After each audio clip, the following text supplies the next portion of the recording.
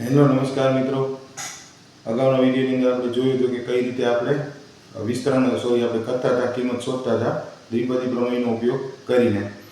આ વિડીયોની અંદર સેમ આપણે એ જોવાનું છે કે આપણે કઈ રીતે ઉપયોગ કરી દ્વિપદી પ્રમેયનો અને જે તે કિંમતો આપેલી છે તેની કિંમતો આપણે કઈ રીતે શોધી શકીએ। કોઈ આપણે આપેલા હશે, કોઈનું સ્ક્વેર આપ્યું છે, કોઈની 5 ઘાત આપી છે, કોઈની 4 ઘાત આપી છે, તો તેને દ્વિપદી પ્રમેયનો ઉપયોગ કરી અને આપણે કઈ રીતે સોલ્વ કરી શકીએ અને તેનો જવાબ મેળવી શકીએ તે આપણે અહીંયા જોવાનું છે।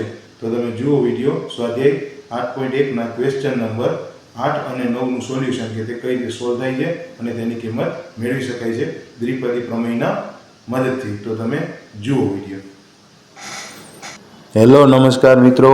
આપણે એક્ઝામ્પલ નંબર 8 આપેલો છે કે 101 ની 4 ઘાત આપેલી છે અને દ્વિપદી પ્રમેયનો ઉપયોગ કરી અને આપણે એની કિંમત શોધવાની કીધી છે કે કઈ રીતે તમે દ્વિપદી પ્રમેયનો ઉપયોગ કરી અને આની કિંમત શોધી શકો। તો 101 એની 4 ઘાત તેને તમે આ રીતે લખી શકો 100 + 1 એની હોલની 4 ઘાત, બરાબર છે। તો તમારે સિમ્પલ દ્વિપદી પ્રમેયનો ઉપયોગ કરી 4c0 100 ની 4 ઘાત, બરાબર છે, 4c1 100 ની 3 ઘાત 1 ની 1 ઘાત, 4c2 મતલબ 100 ની 2 ઘાત અને 1 ની 2 ઘાત। એવી જ રીતે 4c3 મતલબ 100 ની 1 ઘાત અને 1 ની 3 ઘાત। એવી જ રીતે 4c4 મતલબ 1 ની 4 ઘાત, 100 ની ઘાત કેન્સલ। તો અહીંયા તમે સિમ્પલ આપી દો તો 100 ની 4 ઘાત અહીંયા આવશે 4 × 100 ની 3 ઘાત, બરાબર છે। અહીંયા આવશે 6 100 ની 2 ઘાત, અહીંયા આવશે 4 100 ની 1 ઘાત અને અહીંયા 1 ની 4 ઘાત। હવે તમે એને સિમ્પલ આપી દો, વિસ્તરણ પાડી દો, એને ટૂંકમાં કરી દો એની 4 ઘાત ગુણાકાર, તો એટલે આવશે તો અહીંયા આવશે 4 ની પાછળ 6 મીંડા, અહીંયા આવશે 6 ની પાછળ 4 મીંડા, અહીંયા આવશે 400, અહીંયા +1, બધેનો સરવાળો કરશો તમે તો મળશે તમને 10,40,60,401, બરાબર છે। હવે એક્ઝામ્પલ નંબર 9 આપેલો છે, એમાં 99 ની 5 ઘાત આપેલી છે અને આપણે શોધવાનું શું કીધું છે કે એની કિંમત શોધવાની કીધી છે દ્વિપદી પ્રમેયનો ઉપયોગ કરીને। તો 99 ની સિમ્પલ 5 ઘાત આપેલી છે, તો 99 ની 5 ઘાતને આપણે તમે આ રીતે લખી શકો 100 - 1 એની હોલની 5 ઘાત, બરાબર છે।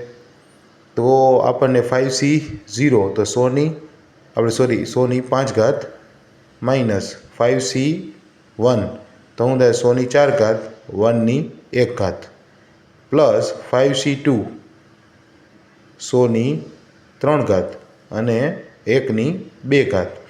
એવી જ રીતે તમે જોશો તો 5c3 તો શું આવશે 100 ની 2 ઘાત 1 ની 3 ઘાત। એવી જ રીતે 5c4 તો શું થશે 100 ની 1 ઘાત 1 ની 4 ઘાત। એવી જ રીતે 5c5 તો શું આવશે 1 ની 5 ઘાત।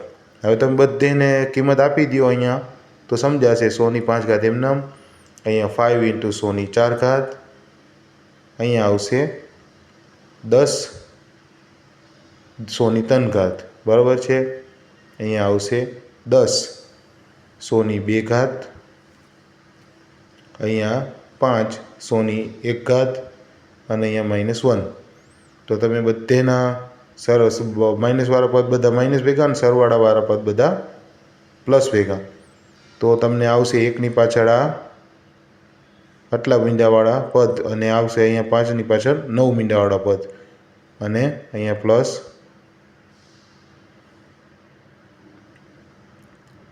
તમે બધેને આપશો છૂટા છૂટા એટલે બધેના પદ આ રીતે લખાશે।